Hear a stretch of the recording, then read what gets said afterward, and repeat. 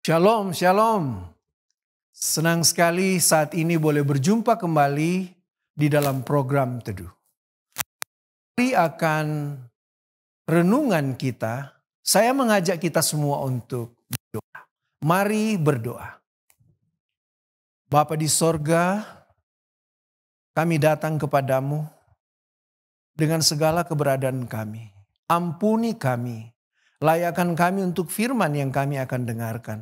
Urapi hambamu, berikan kuasa untuk menyampaikannya dengan baik. Mendoakan sahabat-sahabat umat Tuhan dimanapun berada, kiranya dapat memahami firman ini. Bersabdalah kami siap mendengar, di dalam nama Tuhan Yesus kami sudah berdoa. Amin. Mengawali pembahasan kita, saya rindu membacakan Ibrani pasalnya yang ke-11, ayatnya yang ke-6.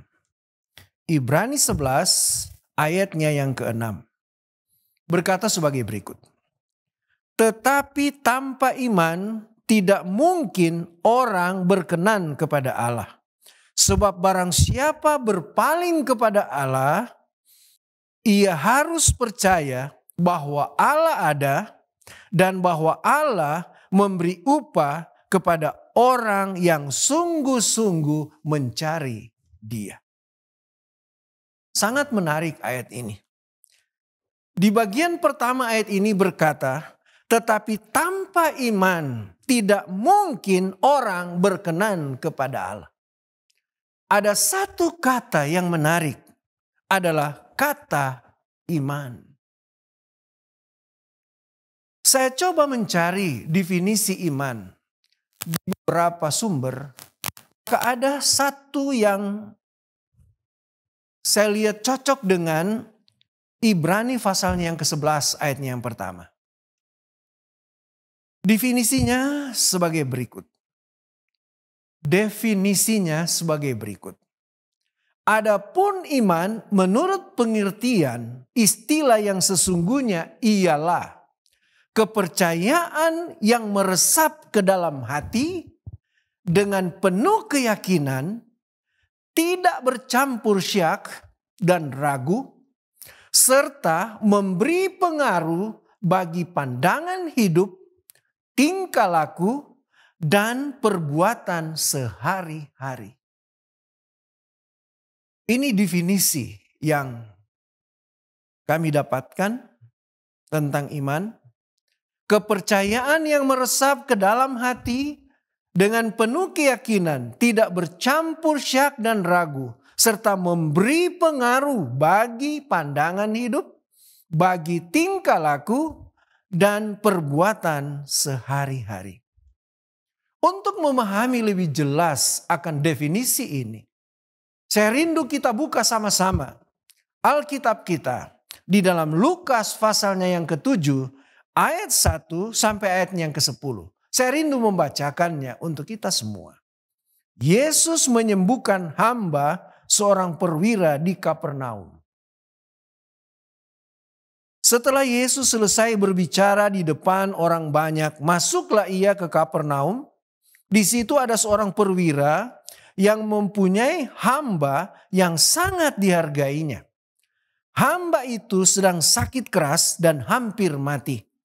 Ketika perwira itu mendengar tentang Yesus, ia menyuruh beberapa orang tua-tua Yahudi kepadanya untuk meminta supaya ia datang dan menyembuhkan hambanya. Mereka datang kepada Yesus dan dengan sangat mereka meminta pertolongannya. Katanya, ia layak engkau tolong. Sebab ia mengasihi bangsa kita dan dialah yang menanggung pembangunan rumah ibadat kami. Lalu Yesus pergi bersama-sama dengan mereka. Ketika ia tidak jauh lagi dari rumah perwira itu menyuruh sahabat-sahabatnya untuk mengatakan kepadanya, Tuhan, janganlah bersusah-susah, sebab aku tidak layak menerima Tuhan di dalam rumahku.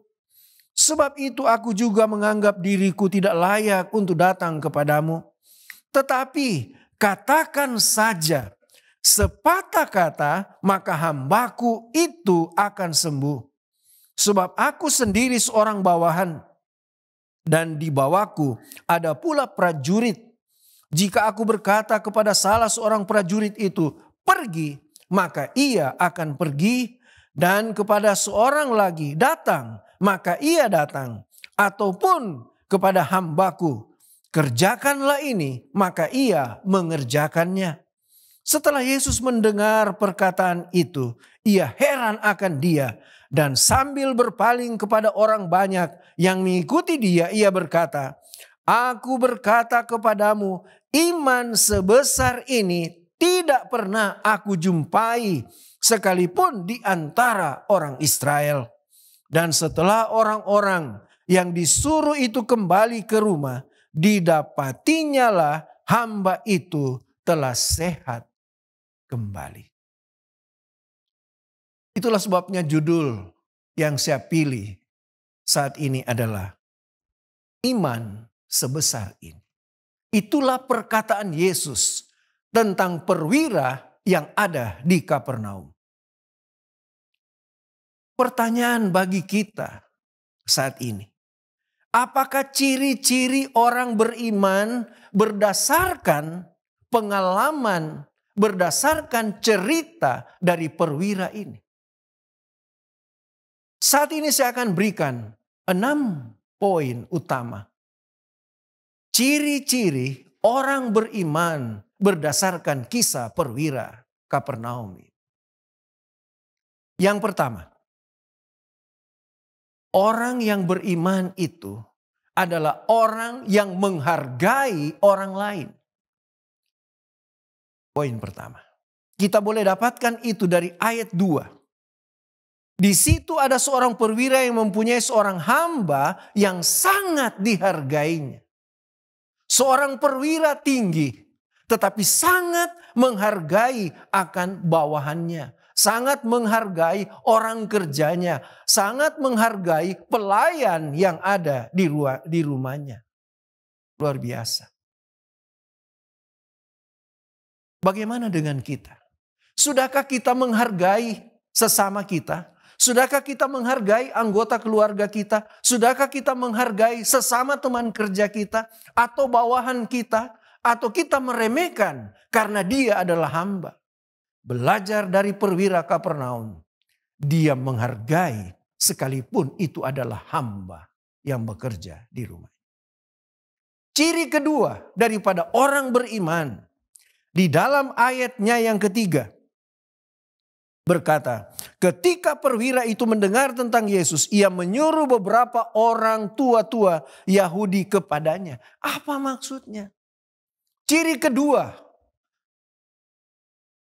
orang beriman adalah orang yang memprioritaskan Yesus dalam kehidupannya.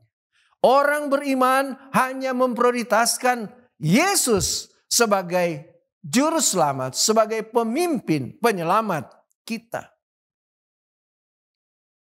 Perwira ini, dia memprioritaskan Yesus. Dia meminta Yesus lewat orang-orang suruhannya untuk menyembuhkan akan hambanya. Itu ciri kedua. Bagaimana dengan kita saat ini?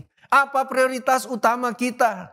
Apakah kita memprioritaskan Yesus? Atau kita memprioritaskan jabatan kita, harta kita, kekayaan kita, atau posisi kita dalam kehidupan ini?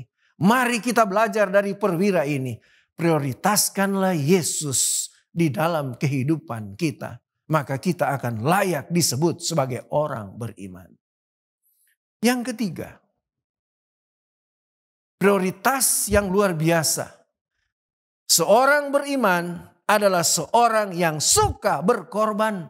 Belajar dari perwira ini. Di dalam ayatnya yang kelima. Sebab ia mengasihi bangsa kita. Dan dialah yang membangun pembangunan rumah ibadat kami. Seorang yang beriman adalah seorang yang suka berkorban. Dalam bentuk apapun.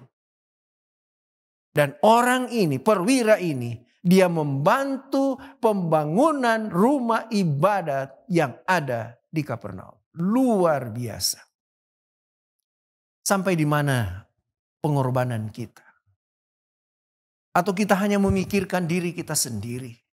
Sudahkah kita memikirkan orang lain? Sudahkah kita memikirkan pelayanan pekerjaan Tuhan? Atau semua hanya terpusat kepada diri sendiri?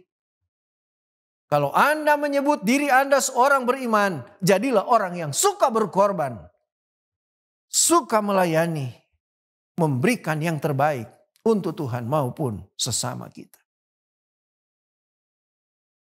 Poin berikut yang kita dapatkan dari perwira Kapernaum yang menunjukkan bahwa dia orang beriman dan itu juga menjadi ciri khas kita yang hidup pada akhir zaman ini. Di poin yang keempat, maka kita dapati bahwa perwira ini adalah orang yang tahu diri dan tidak sombong. Kenapa demikian? Ayatnya yang ke-6, ada kalimat yang menarik di sana bahwa dia bukanlah orang yang sombong. Apa dia katakan? Aku tidak layak menerima Tuhan di rumahku. Dia merasa keberadaannya. Dia adalah orang yang tidak layak. Dia tidak menyombongkan diri karena jabatan yang dia miliki sebagai seorang perwira yang luar biasa. Tetapi dia sangat menghargai akan Yesus yang mau datang menyembuhkan akan hambanya. Tetapi dia bilang, saya tidak layak menerima Tuhan di rumahku. Bagaimana dengan kita? Kadangkala prioritas kita hanya membanggakan diri sendiri. Menyombongkan diri. Sehingga kita disebut orang yang tidak tahu diri.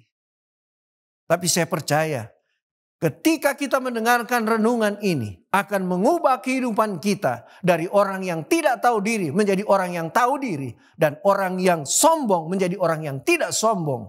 Belajar dari pengalaman perwira Kapernaum. Poin yang kelima. Apalagi yang dimiliki seorang beriman berdasarkan pengalaman perwira Kapernaum ini. Dia percaya sungguh kepada perkataan atau kepada firman Tuhan. Dia percaya apa yang Yesus katakan dan dia yakin itu pasti akan terjadi. Di dalam ayat yang ke-7 dari Lukas pasal 7 berkata, katakan saja sepatah kata maka hambaku itu akan sembuh. Hebat iman yang dimiliki oleh perwira Kapernaum. Banyak kali di dalam kehidupan kita meremehkan firman Tuhan. Kita tidak ada waktu untuk firman Tuhan. Kita tidak ada waktu mendengarkan kata-kata firman Tuhan. Mendengarkan nasihat Tuhan.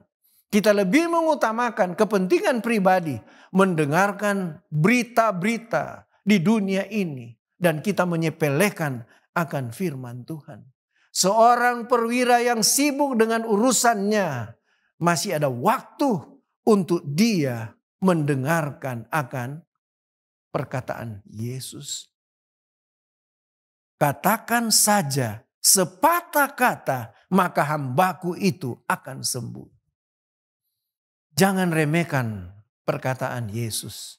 Di mana kita dapatkan? Perkataan Yesus terdapat di dalam firman-Nya. Alkitab yang diberikan kepada kita. Jangan sia-siakan perkataan Yesus yang diberikan kepada kita setiap saat. Menjadi dasar, pedoman. Sehingga kita boleh hidup bahagia di atas dunia ini. Poin yang terakhir, yang ke-6. Apa yang dimiliki oleh orang beriman? Apa yang dimiliki oleh seorang perwira Kapernaum yang boleh menjadi pelajaran kepada kita dewasa ini? Maka kita dapati di dalam ayat yang ke-8. Berkata sebagai berikut. Sebab aku sendiri seorang bawahan dan di bawahku ada pula prajurit. Jika aku berkata kepada salah seorang prajurit itu pergi, maka ia pergi. Dan kepada seorang lagi datang, maka ia datang. Ataupun kepada hambaku, kerjakanlah ini, maka ia mengerjakannya. Apa artinya untuk kita yang mengaku orang beriman? Atau orang yang mau percaya kepada Tuhan dengan sungguh? Ialah poin yang terakhir, tunduk pada otoritas. Jelas sekali di dalam ayatnya yang ke-8 dia sebutkan di sana. Sebab aku sendiri seorang bawahan dan di bawahku ada pula prajurit. Jika aku berkata kepada seorang prajurit itu pergi, maka ia pergi. Kepada yang lain datang, maka ia datang. Ataupun kepada hambaku, kerjakanlah ini, maka ia mengerjakannya. Jadi dia memahami apa yang disebut tunduk kepada otoritas. Dia seorang perwira. Tetapi dia katakan di atasnya ada pimpinan. Begitupun di bawahnya ada bawahan. Nah kalau dia perintahkan bawahan itu pergi, dia pergi. Dan kalau dia perintahkan bawahan itu datang, pasti dia datang. Lalu di saat yang sama kepada hambanya, kalau dia bilang kerjakan ini, pasti dikerjakan. Nah itulah sikap dari perwira ini. Dia tunduk kepada otoritas. Bahwa dia percaya Yesus adalah oknum yang luar biasa. Yang mampu berbuat apapun. Dan dia menghargai akan Yesus. Saudara-saudaraku yang kekasih. Mari kita menghargai Tuhan kita. Mari kita meninggikan Dia. Kita tunduk kepada otoritasnya. Kita percaya bahwa Dia sanggup berbuat apapun di dalam kehidupan kita. Jadi saat ini kita mendapatkan ada 6 poin utama. Bagaimana ciri daripada orang yang beriman. Orang yang percaya sungguh kepada Tuhan. Yang pertama, menghargai sesama. Yang kedua, memprioritaskan Yesus di dalam kehidupan kita. Yang ketiga, jadilah orang yang suka berkorban. Yang keempat, tahu diri dan tidak sombong. Yang kelima, percaya kepada perkataan, percaya kepada firman Tuhan. Dan yang keenam, mari kita tunduk kepada otoritas bahwa Tuhan kita adalah pemimpin kita. Dia mampu berbuat apapun dalam kehidupan kita. Kesimpulan dari pelajaran yang kita dapatkan saat ini adalah, mari kita buka sama-sama Roma pasal 15 ayatnya yang ke-13. Roma pasal 15 ayatnya yang ke-13 berkata sebagai berikut. Semoga Allah sumber pengharapan memenuhi kamu dengan segala sukacita dan damai sejahtera dalam iman kamu. Supaya oleh kekuatan Roh Kudus kamu berlimpah-limpah dalam pengharapan. Kiranya Tuhan memberkati kita semua. Kiranya berkat limpah menjadi bagian dalam kehidupan kita. Kalau kita mau mendapatkan penghargaan dari Tuhan Yesus, maka marilah kita memiliki iman yang dimiliki oleh perwira Kapernaum. Dan saya percaya kita akan hidup di dunia ini dengan bahagia. Dan kita boleh bersiap diri untuk hidup di dunia baru yang Tuhan siapkan. Dan kita akan berbahagia bersama dengan Dia. Mari kita tunduk kepala, kita berdoa. Ya Allah, ya Tuhan kami bersyukur karena kami dikuatkan lagi pada saat ini. Jadikanlah kami anak-anak Tuhan yang memiliki iman yang penuh di hadapan Tuhan. Iman yang sungguh di hadapan Tuhan. Jadikanlah kami anak-anak-Mu yang benar-benar dapat menyiapkan kehidupan kami, iman kami untuk kehidupan kekal bila Engkau datang pada kali yang kedua. Terima kasih karena Engkau mau mendengarkan permohonan kami. Ampuni dosa kami yang begitu banyak. Di dalam nama Tuhan Yesus kami sudah berdoa. Amin.